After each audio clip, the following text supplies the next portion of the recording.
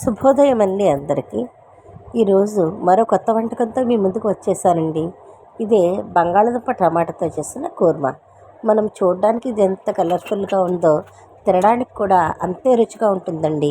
చారు కానీ, సాంబారు కానీ, టమాటా రసం కానీ, మజ్జిగ చారు కానీ ఏది పెట్టుకున్నా ఇది సైడ్ డిష్గా నెంబర్ 1 అనే చెప్పుకోవచ్చు.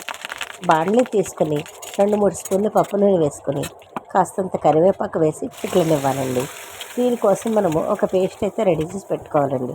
ఒక అర కేజీ బంగాళదుంపలకి 5 పచ్చిమిరపకాయలు, చిన్న అల్లం ముక్క.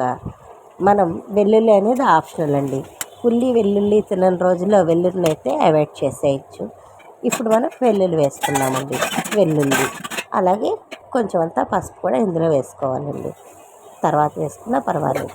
మిక్సీ పెట్టుకొని ఈ మిశ్రమాన్ని బాణలిలో వేసుకొని నూనె పైకి తేలే వరకు బాగా ఫ్రై చేయాలి. ఫ్రై చేసిన తర్వాత ఉడికించి పొట్టు తీసి పక్కన పెట్టుకున్నటువంటి బంగాళదుంపలను వేసి కలపాలండి.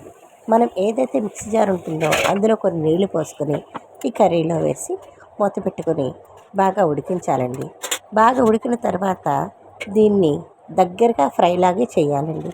ఇది గ్రేవీలా ఉంటే అస్సలు రుచి బాగోదు. ఇది దగ్గరికి ఫ్రైలా చేసుకుంటే చాలా రుచిగా ఉంటుందండి. ఇది మనకి ఎక్కువ మంది వచ్చినా కూడా కొంచెమంత కూర సరిపోతుందండి. ఎందుకంటే చాలా బాగుంటుందండి. దీన్ని చక్కగా ఎక్కడ అడుగు పట్టనివ్వకుండా బాగా కలపాలండి. కానీ నీరు అనేది ఉండకుండా చక్కగా ఫ్రై అయిపోయేలాగా బాగా కలుపుకోవాలండి. అలాగే బంగాళదుంపలను కూడా బాగా మెత్తగా ఉడికించేయకూడదండి. అప్పుడు ఇలా మనం కూర కలిపినప్పుడు చెదిరైపోతాయి. అలా కాకుండా బంగాళదుంపలను మనం ఉడకబెట్టుకున్నప్పుడు కూడా 80 ఆర్ 70% మాత్రం ఉడకబెట్టుకోవాలండి. అప్పుడు మళ్ళీ మనం ఈ నీళ్లు వేసుకున్నప్పుడు కలిసి ఉడుకుతుందండి. అప్పుడు ఈ రుచి అనేది మనకి బాగుంటుంది. దగ్గరగా ఫ్రై చేసుకోవాలండి. చూసారా ఎంత దగ్గరగా అయిపోయిందో.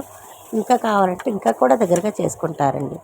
దీన్ని మనం డిష్ అవుట్ చేసుకొని సర్వ్ చేసుకోవడమే. ఇలాంటి మరిన్ని వంటల కోసం నా ఛానల్ని సబ్స్క్రైబ్ చేయండి.